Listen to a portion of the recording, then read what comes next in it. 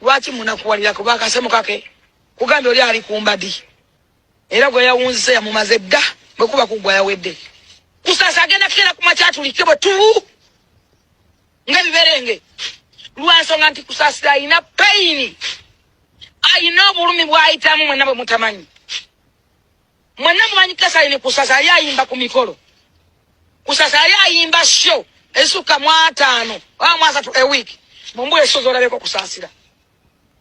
mbuya kazibere mbaga kwala kusasira nga ayimba abantu bamukyawa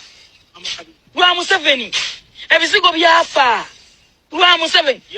tocha ina wakola business nzama nkola business out bala swa kungulako lwa Museveni tacha sana kuzika abantu wadogena kumufulu wa Museveni nenga abaka ba parliament batudda ba NRM government ya Museveni tudde temufudde ko temuyambye waddo mubakinga omanyi kusasa ina pain ki oba yenkanawa kusasa ina abantu ameka ku mugongo how many people abali ku kasabini basobola okulagena na just timing gwoseka ne kusasa manya kabere bebe kutasobola kuba lugo nga graph wa yagikubye tasobola big size tasobola aina damages gozo tasobola kulaba gwe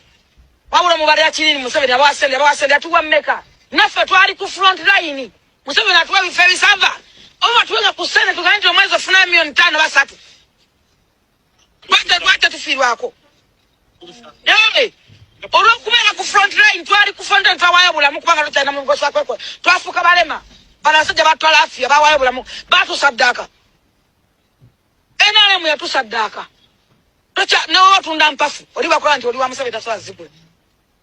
newe otambuza binyebwe batuwanda amalusu newoyita ku paaka abunda mpo byebyatuseeko Museveni aito mutisideko Museveni bikolima batuyita bikolima n'abaana abantu batandise okutya mukwana yo singi toyagala kuwulira mazima kyenjogera nkitegeeza kuba kiri kunze nze manyi kyempitamu njogera ku bantu nga ffe abayina amannya gaffe kati nganze ne kusaasira bebe kulu twayina backup zaffe twali tukola emirimu gyaffe twayina amaanyi gaffe nga mmanyiddwa ensi yonna sikyasobola kutimba concert wadde kaliyo kisimu yimba ali nfuna sente mekolowooza tukoyo okujogeba